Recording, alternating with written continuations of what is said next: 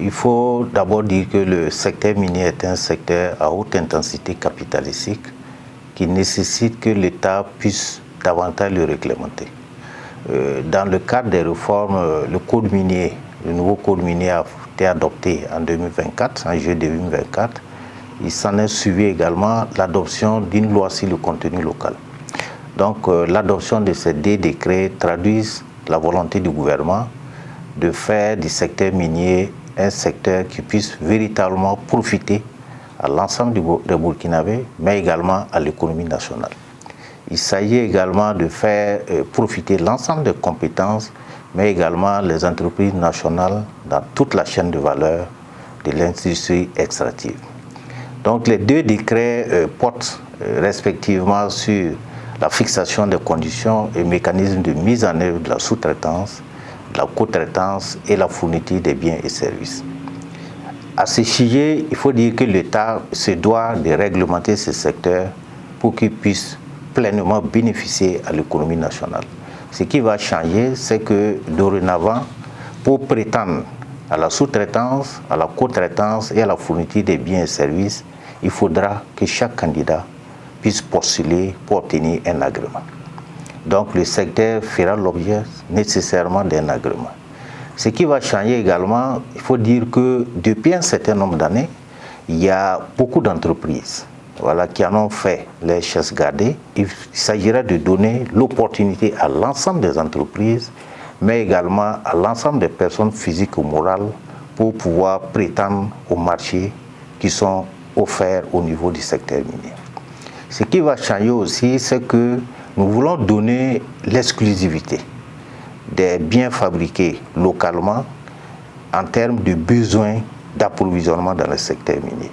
Il s'agira aussi de mettre en place un dispositif à même de pouvoir suivre, contrôler, auditer l'ensemble des marchés et des prestations qui seront offerts au niveau du secteur minier.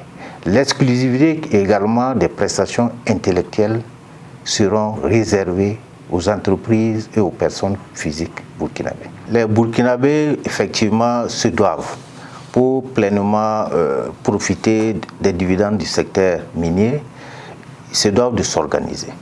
Et ils doivent également monter en compétence parce que l'État réglemente le secteur, mais il appartient aux Burkinabés, effectivement, de pouvoir tirer profit des opportunités qui se trouvent au niveau du secteur minier. Il s'agira non seulement de renforcer leurs compétences, mais également de pouvoir prendre à profit tout ce qui est offert au niveau du secteur minier.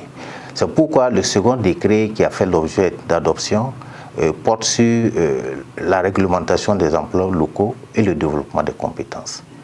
Et il est important de souligner que ce secteur devrait en priorité, en termes de prestations intellectuelles, être réservé aux personnes physiques et aux morales burkinabées. C'est pourquoi également il est fait obligation à l'ensemble des entreprises évoluant dans le secteur minier d'accorder une importance à ces transferts de compétences. Il y a également des postes de responsabilité qui sont exclusivement réservés aux Burkinabés. Il est aujourd'hui inadmissible qu'après plusieurs années d'exploitation, que certains postes soient toujours réservés à des non-burkinabés, alors que les compétences existent dans toute la chaîne valoriale et il s'agirait effectivement que nous puissions mettre l'accent là-dessus pour que véritablement les Burkinabés puissent en tirer profit et être présents dans toute la chaîne de valeur de l'industrie extractive. Les deux décrets ont prévu un dispositif de suivi, de contrôle. Et il est également prévu des sanctions pour le non-respect de l'ensemble des dispositifs de ces deux décrets.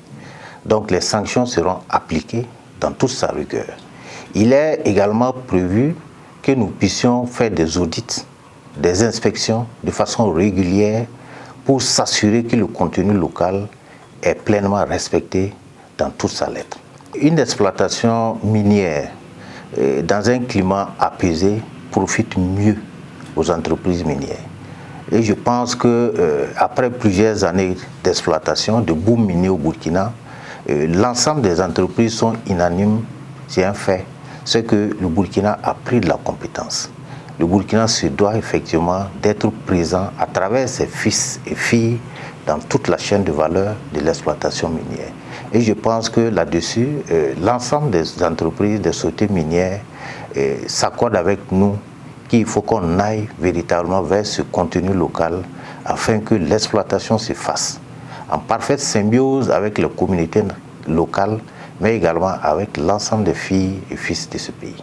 Je voulais d'abord rassurer l'ensemble des entreprises qui officient actuellement dans le secteur minier que ces textes, ces 2 décrets qui ont été pris doivent permettre une exploitation dans un climat apaisé.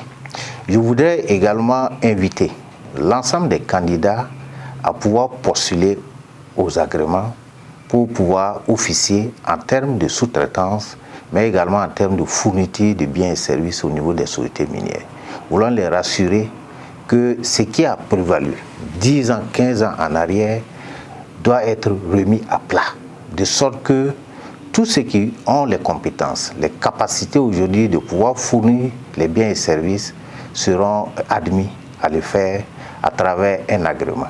Nous rassurons également qu'un mécanisme est en train d'être mis en place et qui va être dématérialisé de sorte que chaque Burkinabé puisse suivre en temps réel les offres en termes de besoins d'approvisionnement des structures minières. À ce titre, une plateforme a déjà été lancée en décembre et devrait permettre à terme de pouvoir offrir, de pouvoir publier l'ensemble des besoins en termes d'approvisionnement au niveau du secteur minier.